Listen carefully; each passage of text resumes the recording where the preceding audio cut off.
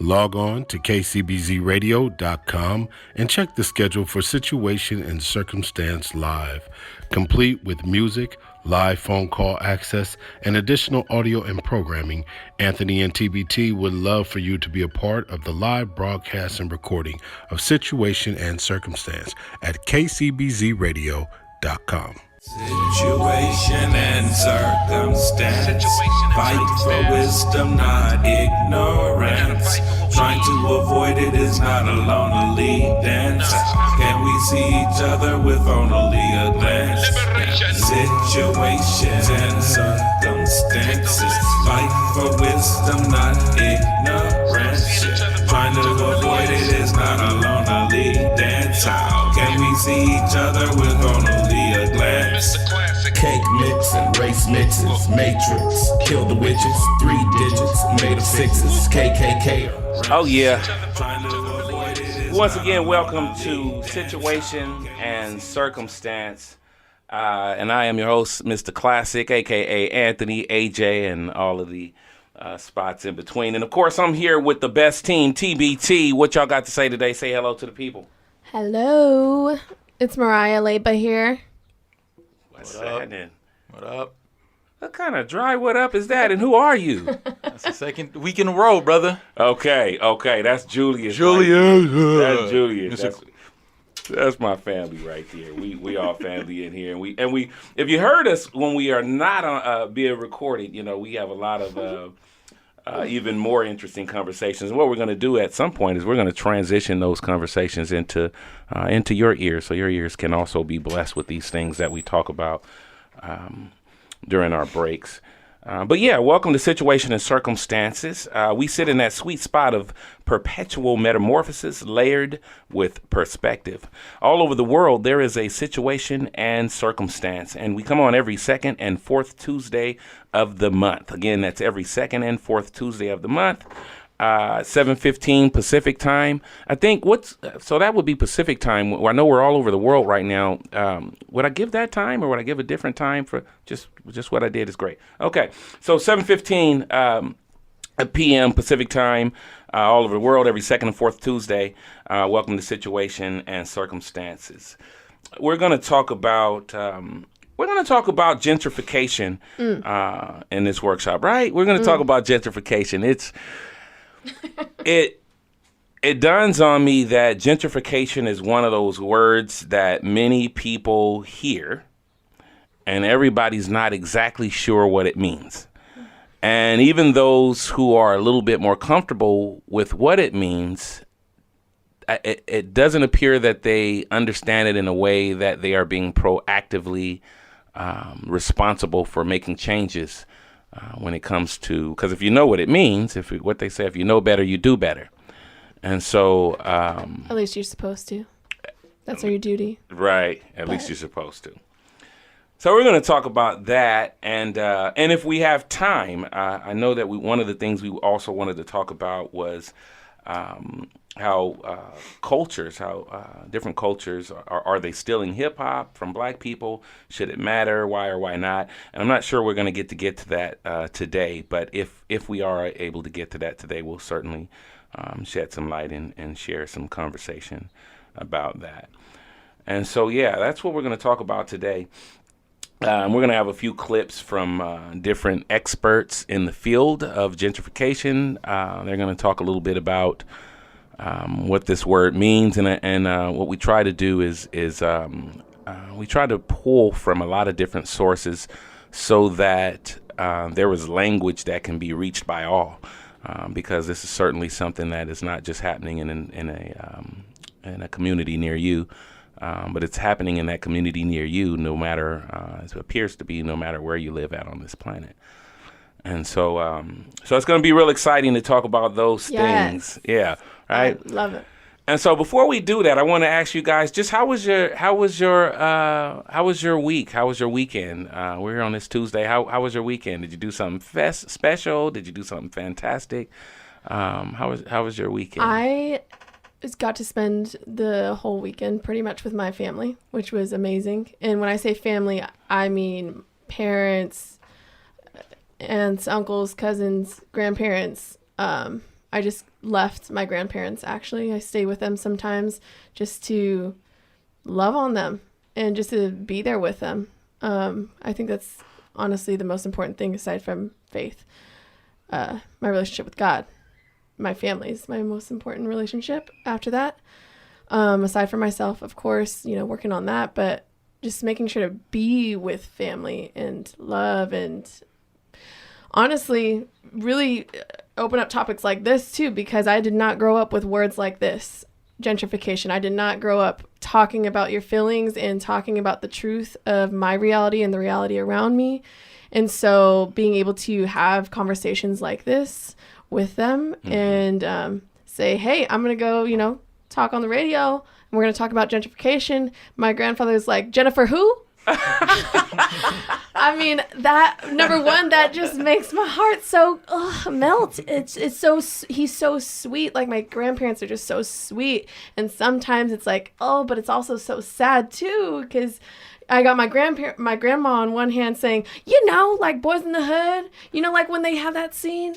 And then my grandpa's like, what? What do you mean? And so it's just, for me, really exciting to just spend quality time with them, just being real, getting our nails done, whatever. And then having conversations like, hey, Grandpa, what was it like for you growing up? What was it like for you growing up in San Francisco? And now y'all have to move everywhere. And now my grandparents are getting kicked out of where they live. Mind you, they're retired. Okay, wait. Hold on. Hold that thought, because you ready to just jump right into it. So what we're going to do when we come back is we're going to do exactly that. We're going to jump right into Gentrification Explained. And, that's what we're going to do. So coming to you right now, KCBZradio.com. KCBZradio.com. Oh, okay. Hit it. Log on to kcbzradio.com and check the schedule for Situation and Circumstance Live, complete with music, live phone call access, and additional audio and programming. Anthony and TBT would love for you to be a part of the live broadcast and recording of Situation and Circumstance at kcbzradio.com. So that is the first of many definitions of gentrification. And that's not to say that there's not really just one definition that's said different ways, but the goal here is to have it said as many ways as we need so that you get it, so that we get it, and so that we get it in a way that that we can do something about it, so that we can, quit sitting on our hands and use those hands to write new legislation. And so gentrification. When I was on my way to the radio station today, and it turns out Julius was also, I guess he apparently was like a couple of cars behind me. And we saw a bunch of interesting things. Interestingly enough, we saw someone get carjacked. I wasn't sure that that's what actually happened. I saw it, but then, yeah. Oh, my goodness. Yeah, but then, so we were talking about it earlier when we were checking in, right? And I didn't know exactly what was going on. And I've seen carjacking before, but I wasn't really sure what was going on until Julius kind of broke it down for me. So we saw that. And then as we went a little bit further and made that left on our way here, there's this area here in the city where there's a lot of remodeling and all these things being done. And when I see that stuff happening, I have to be honest in saying, and we talked about this a little earlier before you came, Mariah, I find myself thinking that every time I see an area being beautified in an area that's typically for people, or not for, but I should say that's typically an area where POC live, people of color, when I see it being beautified, I immediately think to myself, it's being beautified for that next step of removing us. That's what I feel like when I see it. And I don't know how far off I am with that, because I hadn't noticed in the same area that these things were being done until I noticed in different areas connected to this area that it's being done, and then we don't see each other the way we used to see each other. So, for instance, when I used to go to the lake, that whole area near the lake, I used to go over there. This was like maybe 1995, something like that. And I used to go over there, and I used to see so many of us there. And now when I go over there, I do see the beauty in its multiculturalism. I do see the beauty in that. But every person I see there that doesn't look like who I saw there before makes me feel like they have replaced someone that was initially there. And that's hurtful to me. And so gentrification, what is gentrification, and how have you seen it affecting, or what's your experience with what you've seen? What did you know about gentrification, and when did you first learn that? Either of you. I'm just curious because you guys are a lot younger than me, so I'm wondering, when did you notice and see it? And I think it's interesting that you use the word beautification, because I think even that is part of gentrification, because it was beautiful before that. Even it just looked a little different. And so I think instead of beautification, I would use the term modernization. Okay. Meaning like a modern look to what people are trying to go for nowadays as they're building new things. It looks modern, quote unquote. So you have the shiny glass, the shiny silver. You have industrial looks to it. But I love looking at the city where it's still the same as when I was growing up, and they would deem it dirty and grimy and the houseless problem. I see that as a place where people have grown up for decades, and sure, there's some trash on the side, and I try and help with that. When I walk by, I try and pick up that trash, but it's not any less beautiful. Let's back up. You said the houseless. What made you say houseless? And I'm feeling like that was intentional, that you didn't say homeless and that you said houseless. Was there something? I call whoever lives on the street houseless, because they just don't have a physical house, but they can have a home. And for me, my home is in heaven, so you just don't have a house. That's why you guys the best team. That's beautiful. That's deep. Yeah. Mm-hmm. Yeah. And so that's why when I go out into the world every single day, I either talk about gentrification or talk about, people are entitled. A lot of people are entitled that are coming in. They don't realize their privilege. So we get to talking about it, and I started learning about the word gentrification and what it really means, within the past 5 years, really. But I've been doing a lot of homework on that, and what is privilege, and why do I have it, or why don't I have it? And, so that's what I've been feeling since I was a little kid. So for me, gentrification is happening all over the Bay, and a lot of people see it as what we'll talk about later, but I just want to bring it up now as far as what I hear people calling it, which is, that's gentrification. No, that's what you would call restoration. You're restoring something into another thing. But that's so to see people calling gentrification something that's amazing, that we're moving so many new people in, which means that you're moving people out. So talking about my grandparents, someone like that's just one selective family member in so many people within my family that are getting affected by this. My grandparents can't afford to have another $1,000 on top of their rent right now.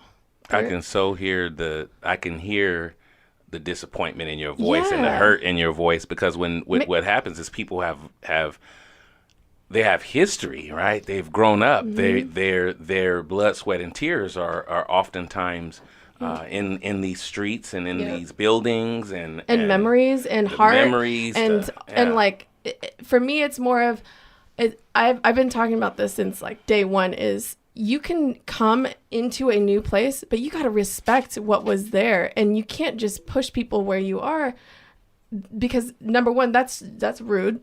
Who are you? You're just another human. We're all just human beings. So let's appreciate and respect one another.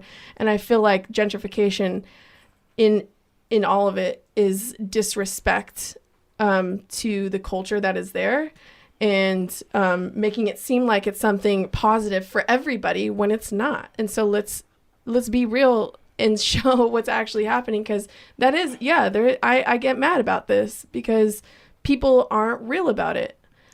And I like what you said. Let's be real and show what's actually happening. Julius, what's actually happening? Man, gentrification is just whitewashing. I mean, that's what it is. You mean the word itself, or what do you mean when you say it's whitewashing? That's what it's happening. Like, we could talk about revitalizing, we could talk about renovation, restoration, but it's literally whitewashing. It's culture. Like, it's neocolonialism. It's the same thing that happened when the crackers came here, and they took over land that was already here. Hold on. And when you say crackers, you mean crackers. Crackers. Okay. And by crackers you mean white folk. The white people. Yes. Okay.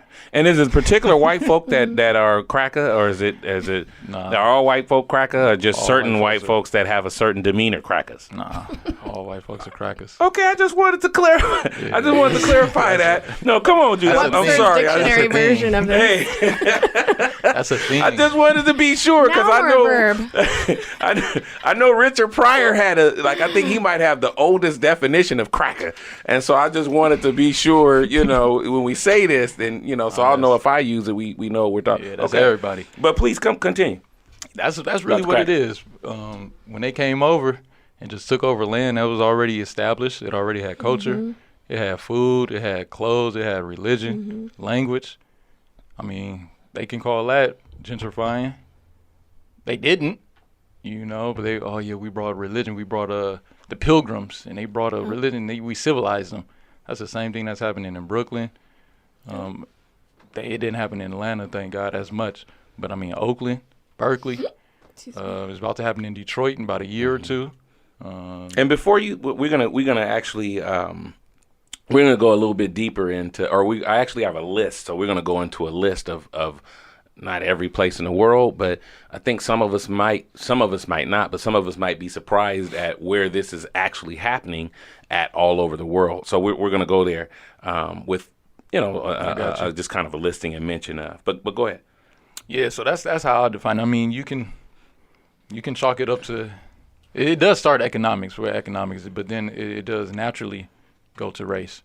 I mean, you could point to race in almost everything in America. So even when the crackers came over and beyond, yeah, but even when they colonized parts of Africa, it started off economics.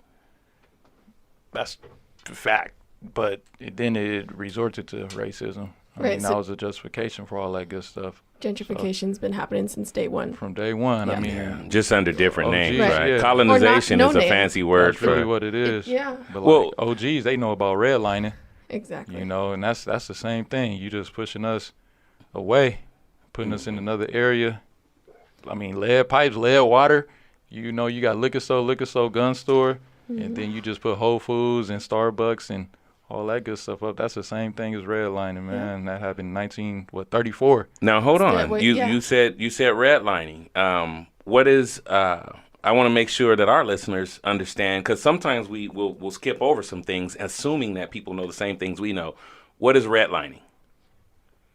Either of you, whoever. I mean, in Roosevelt, after the Great Depression, he had this plan called the New Deal in 1933. In 1934, it was the FHA, Federal Housing Administration. They were trying to revitalize the country, so he implemented a project, and in the midst of that project, he was trying to put forth structures, institutions that would help home ownership. People wanted to know where to move. People wanted to know where not to move. So they had maps, literal maps with lines on them. The green areas was good places. The red places were bad places. It so happens to be that all the black and brown people were in the red places, and all the crackers was in the green places. And I mean, you see certain things now that happen then, such as like a Whole Foods. I mean, Starbucks, good hospitals, good schools. That wasn't prevalent in the red areas, and was not prevalent before about 10 years ago in Oakland. Right. Well, and we know what happened Brooklyn. to those people who tried to disrupt that way of when the Black Panthers tried to bring in these programs for food and police their own neighborhoods and you know and all. We know what happened with that. So It was called The Biggest Threat. yeah, It was called The Biggest Threat. And redlining also talks about what I was talking about earlier with what people would deem dirty or grimy. There's no way to help with that because we are in this red line area where they don't want and when we say they and who's moving where, it's like all the people that are privileged, aka white. Where do you not move? Because red line, you're not able to make the property quote unquote better or quote unquote restored. And I think those are all words by a privileged person that they get to say restored or better, because who are you to say that this isn't already good as it is? We just want to clean this up. We just want a pipe that works, that we get clean water. Why can't we have that? But we can't have that because we're in the red line. God forbid you get clean water. What? No. Right. How dare you think you should have clean so water? Privilege. Wow. Human being. Crazy thought to have a human being get clean water. And you know what I wonder when we're thinking about so clearly redlining is a method at which you can describe a certain area so that those who would be willing to invest, potentially crackers, those who would be willing to invest would know, no, don't go over there. That's the red line. Don't cross that. So that's kind of the gist of that.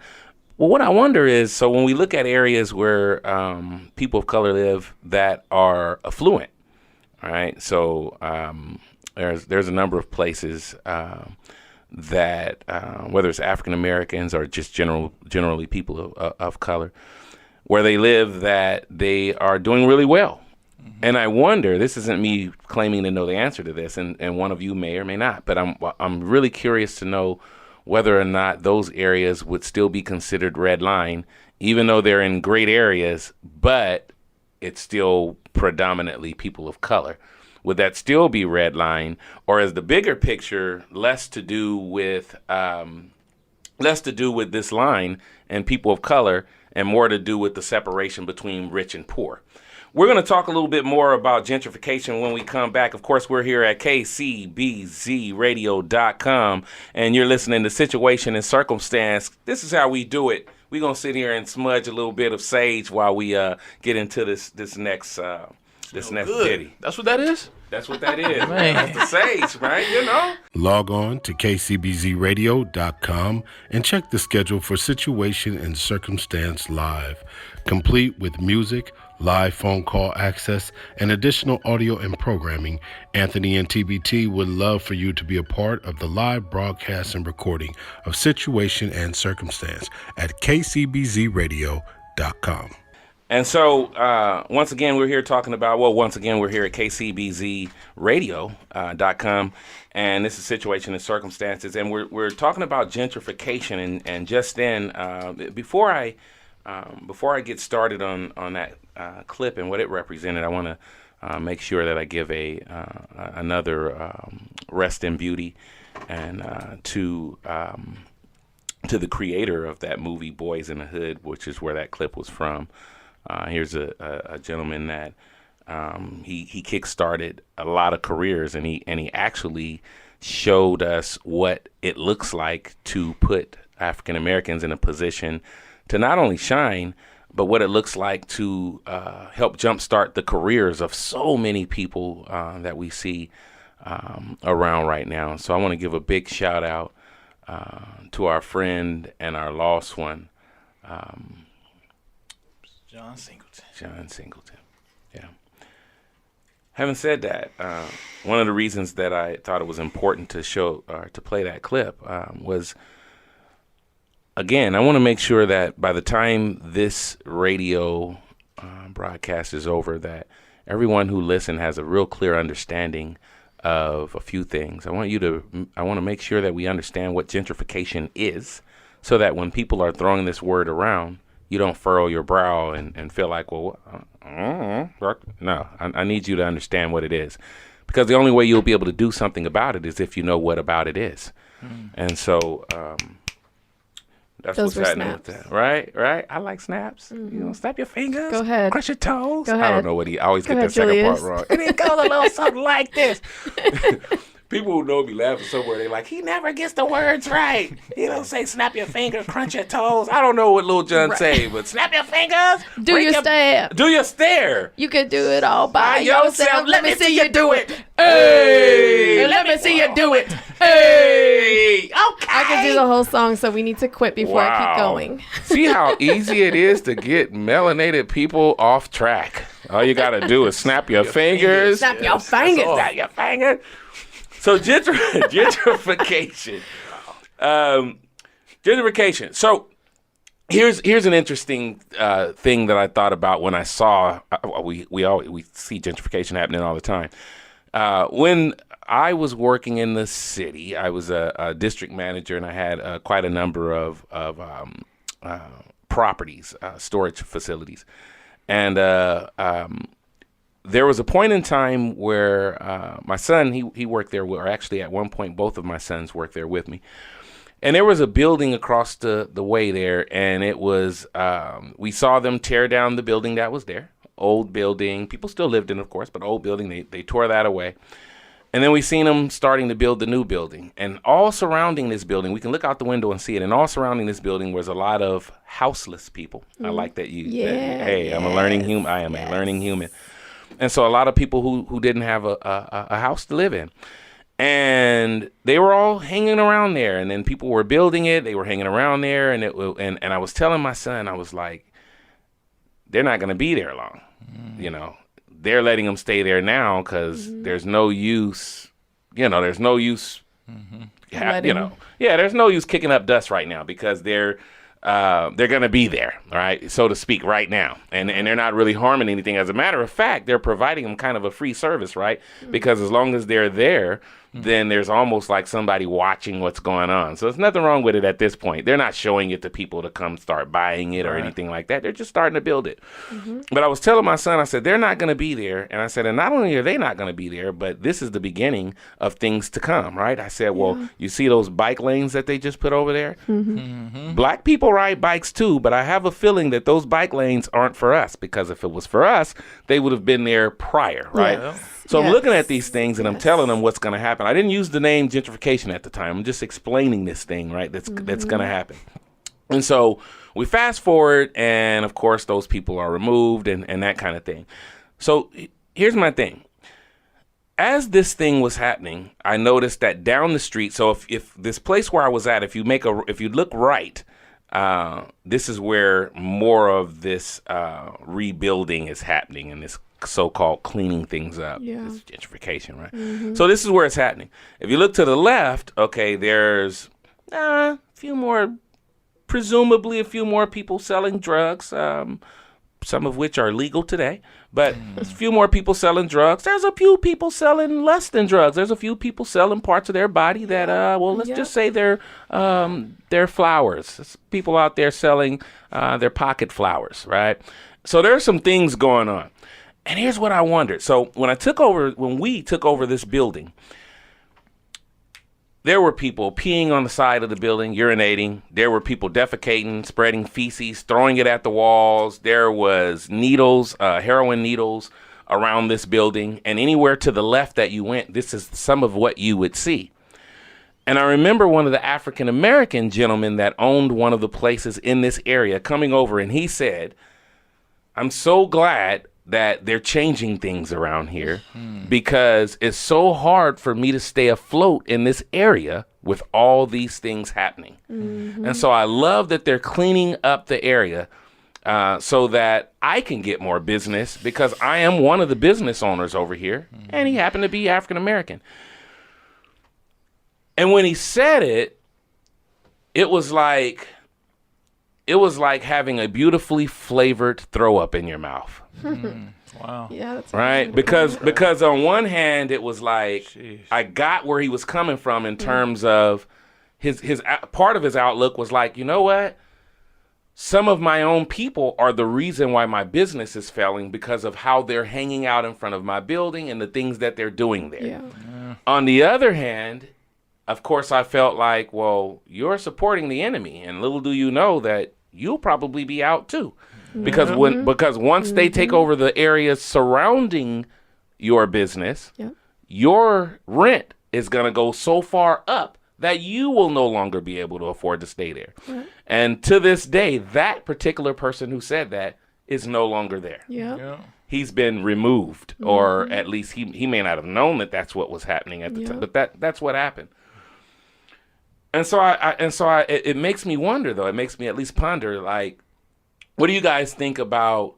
What do you think about that? What do you think about the fact that, yeah, we can see beauty in our own neighborhoods, right? We can see the beauty in it, even when there's things that may not be as beautiful as others. We can still see the beauty in the spirit and all these different things. On the other hand, heroin needles. Heroin needles mean heroin addicts. Not saying that all the heroin addicts were black, because they actually weren't. But all the heroin addicts are in this area. And so what I'm wondering is, what do we say about that part of it? Like, there is the argument that they are, and I know we broke down a lot of these words, beautification and renovating and all those things. But how do we speak to that part of cleanup that means removing people who are otherwise destroying or not lending itself to a stable or a what am I trying to say? A business that is flourishing. That's not contributing to a flourishing business. What do we say to that? To that specific argument? Before I answer, you're listening to KZBZ Destination Global, KZBZRadio.com, KCBZGlobal.com, and ChambersRadio.com. Man, that's you have private sectors who gentrify, like they come into the hood and they do that business. All of these things could be done. So you speak about heroin addicts and selling a body, selling drugs, selling DVDs, selling shoes out the back of they don't want to do that. You know, like that's you're forced into that mentality, you're forced into that action. But this can be cleaned up today if those same people who invested millions of dollars came into that same area yesterday. So they don't care, like all this. They protect assets. They don't care about people. You know, so like you getting people who get arrested for being poor. You know, like they're getting arrested. They're being removed from their home. Whether you don't like that's their home, but that issue is a bigger issue. You know, but so we're not talking about the root of it. We're talking about the consequences of that. You know, so I mean, people who sell their body. It's horrible. Don't get me wrong, but that's a life that it ain't all horrible, is it? No, that's a story for another. I think that's another. Yeah, that's a whole other conversation. My stance is horrible. My stance is horrible. Okay. We could talk about that later. But, because it's the reason that you brought that up. It's the reason you brought that up. That's the problem. So it is in a way of an issue, whether you know. But anyway, that stuff can be cleaned up real quick if people care, if people invested in it. But I mean, all of these people, they're looking for money. All of those things that you said, they're trying to find a way. And there ain't nothing changed. You know, I mean, people just hustling in different ways. You got pharmaceutical companies who selling drugs. It's the same thing. That's I'll light it up.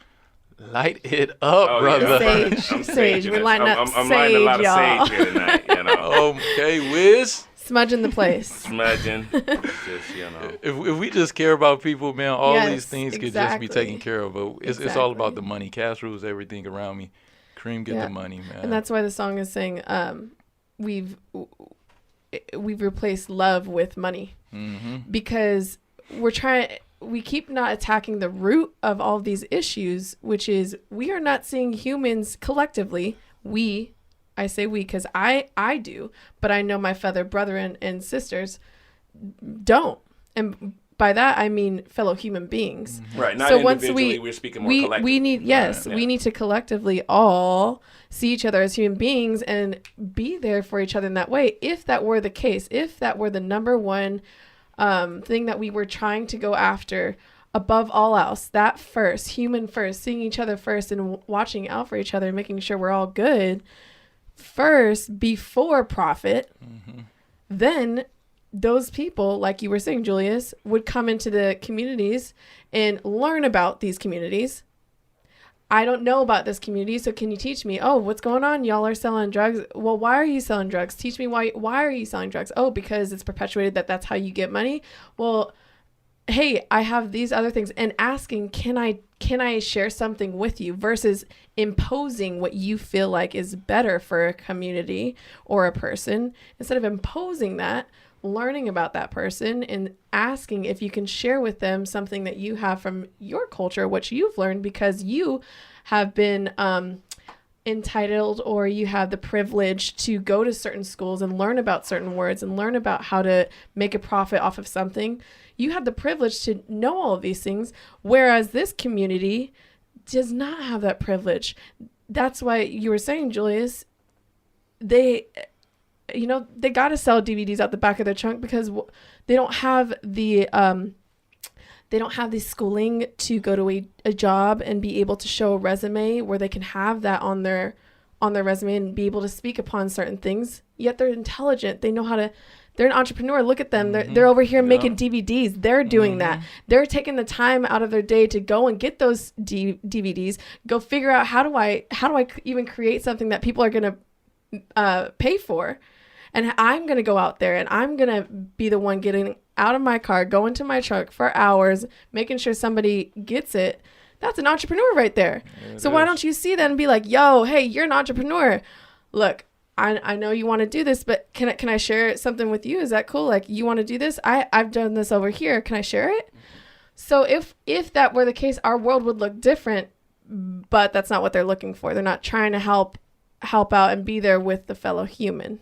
They're trying to get their profit for themselves and continue that within their own environment, community. That that's a great summation of exactly what's going on.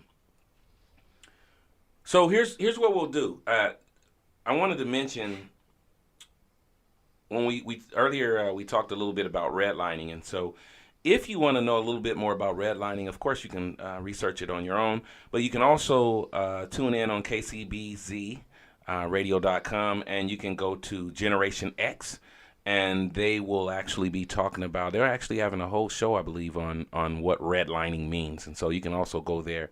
If you go to that particular website, you can find the date on that, as well as if it has already happened. You can go to the archives and find out a little bit more about that, as well as you can always go to any of our archives. Again, we are on every second and fourth Tuesday of the month, and we are Situation and Circumstances. And so we're going to get into this next song, The Gift of Gab. Excuse me. Get it out.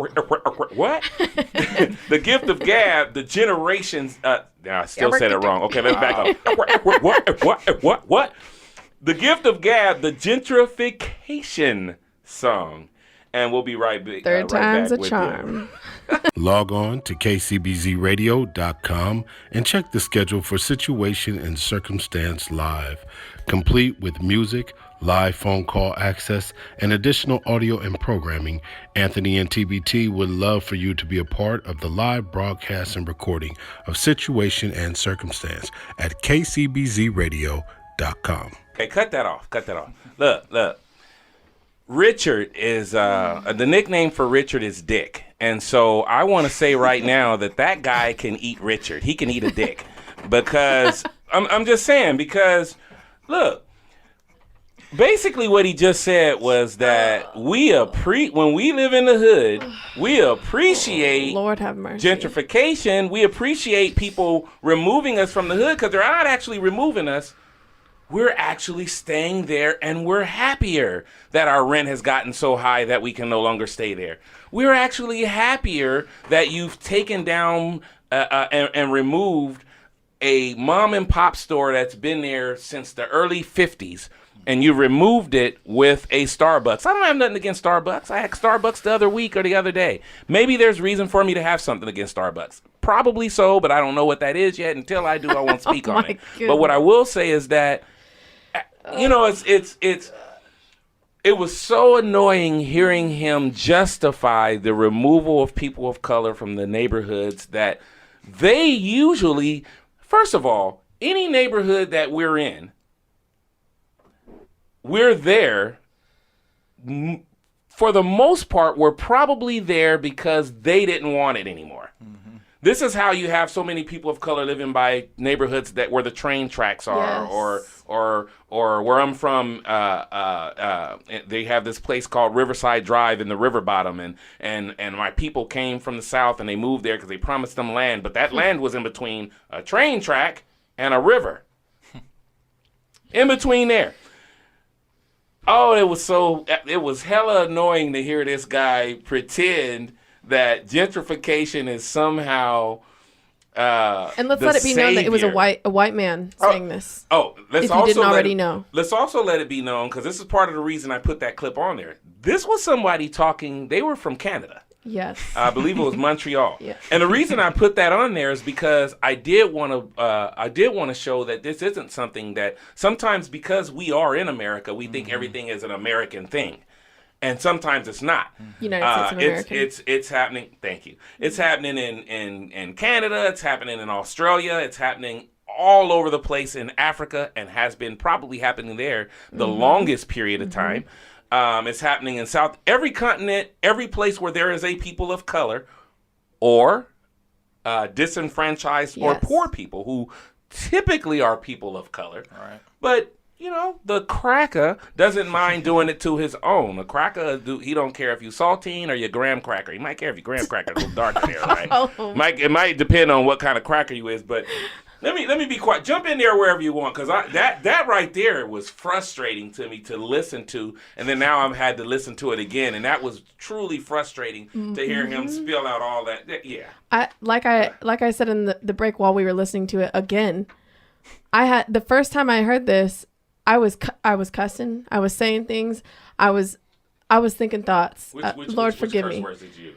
You dropped an F-bomb. I was dropping all the bombs, all of them. And I also was strangling him in my imagination. I literally had my hands up, strangling him and like punching him. I'm seeing a new part on the side of you. Well, that's just the side. That's the first side that comes out, because that's my human side. That's my flesh. My flesh wants to beat the crap out of this person to knock some sense into him. And so I take that second to myself and I go do that in my imagination, and it feels great. And then I like to take a second, and I would love to meet this human being, to put up a mirror and say, okay, so employment for who? For who? Because there were already people employed there. And you said diversification for who? Because it was already diverse for us.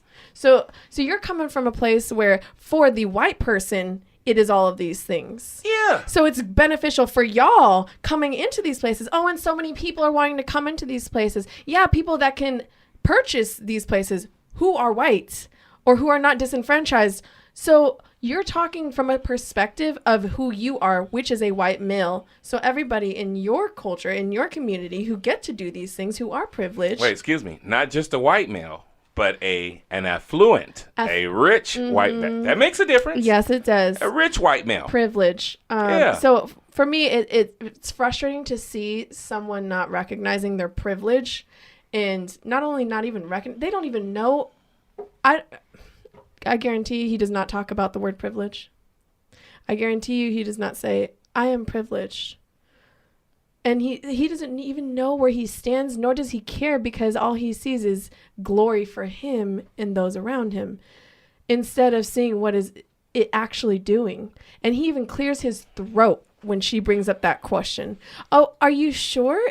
Isn't there some bad things happening? And then she was actually, if you really peep it, she was trying to sound, and if you watch it, she was trying to sound like she actually cared. Now I don't know. Right. Maybe she did. But what I feel like happened is she was trying to be the caring voice. Yeah.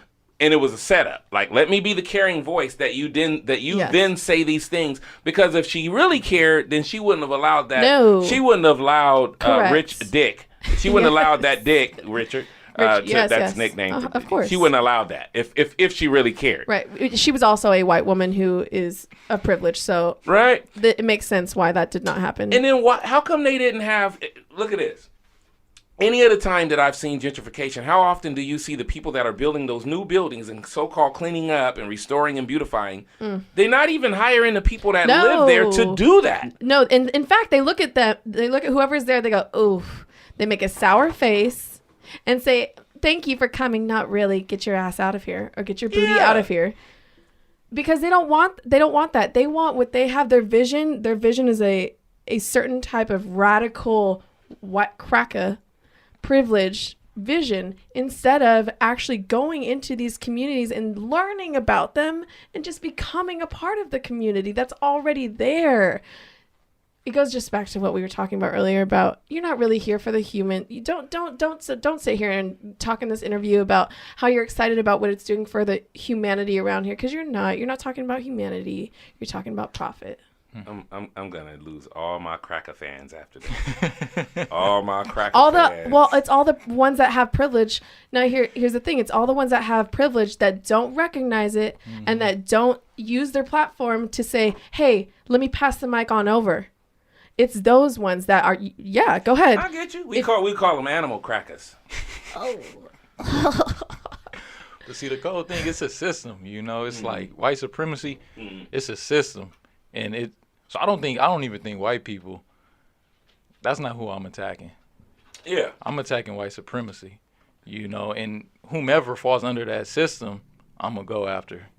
So it just so happens to be that white people are the ones influencing that. But like, have y'all seen the movie Get Out? Of course. Yeah. You remember like when all them people, the crackers, was in the room and they was like asking them questions? Yes. And it was like one Asian dude had been there. Right. At a whole movie. He was like, his question that he asked the brother was like, how is the black experience in America? That was huge. That was very symbolic to have that Asian dude in that movie. So there's people who can perpetuate and help drive white supremacy, and they're not always white people. Right. We have some people who shuck and jive who have black skin, but deep down, you got Ben Carson, who's from Detroit, Michigan, where the water crisis, they ain't got clean water in about half a decade, and he's in charge of HUD. Out of all people, he should be riding the hardest for that, but he don't care about them because he's part of that he's part of that umbrella, he's part of that system. So he might not fall under, the crackers per se, but he's part of white supremacy. Like he's helped fueling that system. And that's the problem. That's what we must attack is that, not, individual people, because they're just, that's all they know. And here's what I love that you said in saying that we shouldn't just attack the individual people. Why that is, so here's how I'll apply that to this gentrification thing. And when I first learned about, how do I want to do this? It's a difference between when I first learned about the word gentrification and when I knew that it was happening. So I've seen it happening and saw ways that it happened plenty of times in life. But then this word came up and it was like, okay, there's this word and what does it mean? And you lost this train of thought. Oh, that train left. Just right here live, like just live on the radio. This train left. Yeah. Everybody say woo woo. Dang, brother. Oh wow. Yeah, it just left, just right then. But I love that you said that, because it's not about just one person and their skin color. It's about what's at the heart of that person. Because anybody could have that wicked part of their soul. They could be dark and they could have that. So it's anyone that has that heart that we're going after. And I think I'm not even attacking anybody. I don't even want to attack anybody. All I want to do is put a mirror up. Look, like we're fellow human beings. How can you not see this? That's all I want to do. Like I said, I have my moment to myself where I am attacking, but that's something I just got to get out because I'm frustrated. And it's frustrating if you've seen this your entire life, which so many people have. So yeah, I think it's okay to go ahead and go have that frustration out on my own and then come back and be able to not attack, but shed love in a way that's like, what do they say? Tough love. It's tough love. to show that person that. As I'm looking at you, I'm seeing the light glisten off your eyes that are filling a little bit with, and you know, just so you know, here, situation and circumstances, there's plenty of times where our emotions get the best of us in here, and that's nothing wrong with that, because we're talking about things that we really care about. And just as you were saying it, guess what happened? My train came back, woo woo, and I remembered what it was. Okay. And here's what it was. I remember thinking to myself, so there's different ways this plays out, right? So first you have the community allows the property, or excuse me, not the community, the people who are planning on investing. They want the property to go down in value, right? So when there's boarded up buildings, or there's a fire, or there's, you know, all the things, there's trash or needles or whatever would cause an area's value to go down. Excuse me. They're for that because they want the area to go down, and then they can buy it for cheap, and then they can put their new, you know, structures there that people can't afford. Well, people can afford, but not the people that were there all that time. And I remember thinking to myself way back before I knew the word gentrification, when I was just thinking about when I saw it happening, because I saw it happening before I knew the word. And I remember thinking to myself, well, I don't want to blame those. I can't blame those innocent white people for taking advantage of a situation. Now, when I say innocent, I'm not talking about the investors. I'm not talking about the builders. Right. I'm not talking about the landlords or the owners. I'm talking about the people that move into them that can afford them, right? I'm thinking, well, nothing wrong with that. The people that were initially there, we can no longer afford it. And if they can, why not? Go ahead and move there. And then I started thinking about, but shouldn't those people have an obligation, a moral obligation, if they are part of the solution? Exactly. Right? Shouldn't they have a moral obligation to say, you know what, I'm not moving over there because you just took this place from these people that have been there. Now, they couldn't say that exactly, right? They couldn't say from these people because we know how that can get. but you get what I'm saying. I'm thinking like you could just say, well, hey, you know what, I'm not going to move over there. So you're going to have to lower your rent so that the people that were initially there can continue to stay there or something like that. So I'm thinking that maybe they could do that.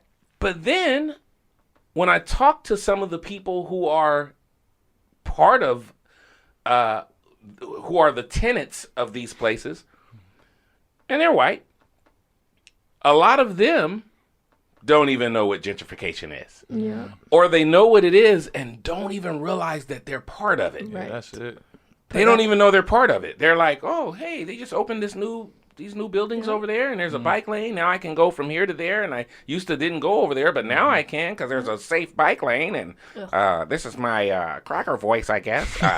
No. And so...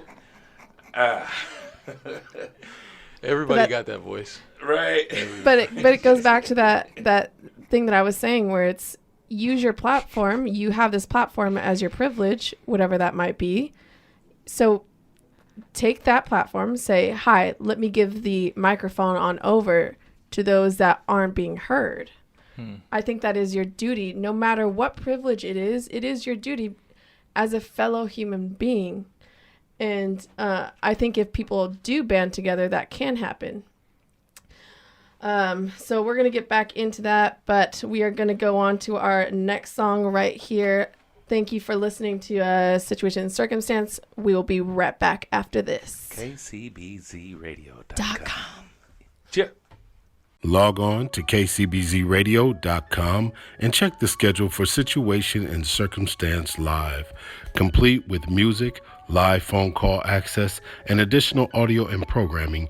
Anthony and TBT would love for you to be a part of the live broadcast and recording of Situation and Circumstance at kcbzradio.com. I got a question for y'all after this, because I want to see what y'all would do. If y'all just made it, just became a millionaire, a couple $100,000, and it was a up-and-coming city, what would y'all do? But before that, for every $1 the white household got, black people get 7 cents. Vietnamese people get 17 cents to the white dollar. That's the problem, I believe. Excuse me. That's the issue. We have to generate jobs. We have to generate wealth. That's what we can do. We have to keep it in the community. If we talk about the Black Wall Street, that was thriving, and what happened when that was too thriving is it got burned down. So I think that's what Nipsey was talking about. He bought up blocks in his own neighborhood. He employed people from his own neighborhood, and next thing you know, that was the dollar circulating in its own neighborhood. That's what other communities do, and it's working for them. If you check out like the Asian community, they're not very big into politics, but they're thriving. They're making money. But no one tells them, "Oh, go out and vote." They reserve that rhetoric for us. So something's got to change. Something's got to change, and I think that's how we can start. Is by employing our own, keeping the money in our own community, buying up property, buying up real estate, houses, blocks, and making it do what it do. And that was Stacy, just FYI, that was Stacy Sutton. Stacy, Stacey, Sutton. Stacy Sutton. She was on TEDx New York. Spelled TEDx. Spelled TEDX. on what we don't understand about gentrification. And so... it's all love here. So... so you can certainly go there, and you could also go to kcbzradio.com, and you can click on a couple of links there, and it'll take you to some of the music we play here, as well as some of the information you hear. Yeah, and so I love, Julius, that you're what you've started doing is giving us some of what we can do. I mean, I'm hoping by now that people are listening a little bit deeper and a little bit stronger on what this gentrification thing is about. What are your thoughts? So I think that going back to the very beginning of this whole conversation is getting to the root of the issue. I don't see it as a money thing. I see it as a humans not seeing humans as human first. So my entire life and what I do daily is this, and I'll go into just a bit of what that looks like, but it's about putting a mirror up, and even to myself, and putting a mirror up to other people and bringing up this conversation with people who do have a privilege, and making sure that we know that whatever platform, whatever privilege we do have, it is our duty to make it known what's going on, the reality of what's happening in our world, and trying to change that. Because then in that person's life, those people are surrounding them, they will talk about that, and then those surrounding people will talk about that too, and so they can start helping make this ridiculous issue of humans not even being able to be human, help that change. So one of the things I do is rideshare, and I do that here in the Bay Area, which is very difficult to do for me because I'm constantly seeing people who are a part of that gentrification, and they do not know their privilege. And so I tell them, I tell them what that looks like. So I'll go. I just let them know like what it's actually doing to our communities. And a woman just the other day asked me, "What about my privilege?" And so I'll go into that right after we roll this. You know what? Let me just say this before you do that. I know I just gave her. You guys can't see that. I just gave her the card. We're going to go into to this next clip. But what I love, one of the things you said earlier was you talked about that one of the things that you can do to help is that you have this conversation, and it sounds like you're saying that even in another way now, is that you are actively having this conversation with others so that you are bringing awareness just simply by having this conversation with them. And so I want to shout that out. You said it way earlier. I really appreciate that. We're going to go into this next clip by Stacy Sutton on TEDx. Look, now I'm not spelling it right because we're going to go into this next clip, and she's going to talk a little bit about what she thinks. What can we do? What are some of the things we can do? Log on to kcbzradio.com and check the schedule for Situation and Circumstance Live, complete with music, live phone call access, and additional audio and programming. Anthony and TBT would love for you to be a part of the live broadcast and recording of Situation and Circumstance at kcbzradio.com. So there was, again, that's Stacy Sutton on TEDx, and she's explaining once again some of the things we can do. And so, Julius, Mariah, the best team. What are your thoughts? What do we want our listeners to know that they can do right now? For me, it's two things. If you're someone on the privileged side, know your privilege and be respectful of what that is and what that looks like, and how you can use your platform to pass the mic over to those that aren't being heard. And if they are quote unquote being heard, they aren't being heard properly because it's not coming from them themselves. It's coming from a privileged standpoint, talking about what they might be thinking or doing. And then on the other side, so someone like myself who is not in that privileged standpoint, having those difficult conversations. If you hear someone not checking their privilege, just kindly and lovingly letting them know what privilege is and what gentrification is actually doing. It is tough sometimes because feelings are involved, but you know what? We're human and we need to feel our feelings and we need to speak our truth. So having that audacity to bring up that conversation will help the ripple effects grow into a wave that will change for the next day. Thank you, Mariah. And Julius?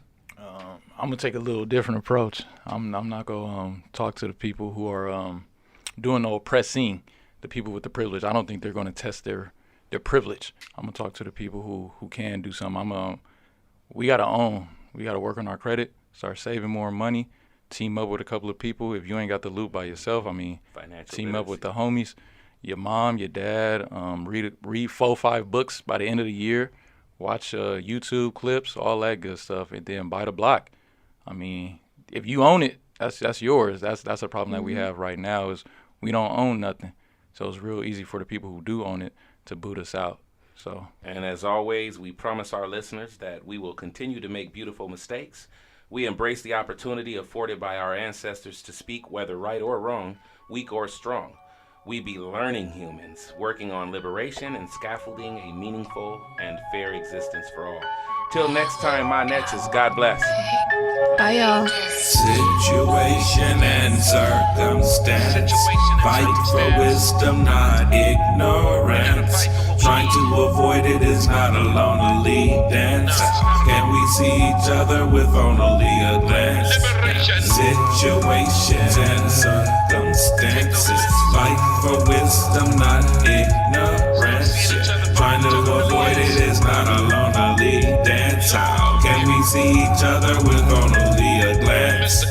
Cake mix and race mixes, matrix, kill the witches, 3 digits, made of 6s, KKK or white privilege, old spirits, blood riches, real hatred, fake forgiveness, skinny image, fat problems, I don't really know how we solve them, gods made us, kings gave us, to enslave us, castaways on railways, underground dark web pages, Marvel heroes, connect the zeros, connect the pharaohs, bone barrow, Egyptian princes, dark and ancient, preserve the patience, black and Haitian, white and Asian, British coaches, eat crustaceans, ocean roaches, Illuminati, inject the bodies, GMOs, drug hobbies, Aboriginal, Pan-African, old biblical, reincarnation, hip-hop playlists, vocal rangers, sexist wages, sex changes, the game of life, bullets fly, ruin nights, players clueless, kids' rights, humans fight, nature loses, hard of hearing, dolomite, Darwinism, Garvanite, hates a virus, terabytes, hard to live with, parasites, come on! Situation and circumstance. Fight for wisdom, not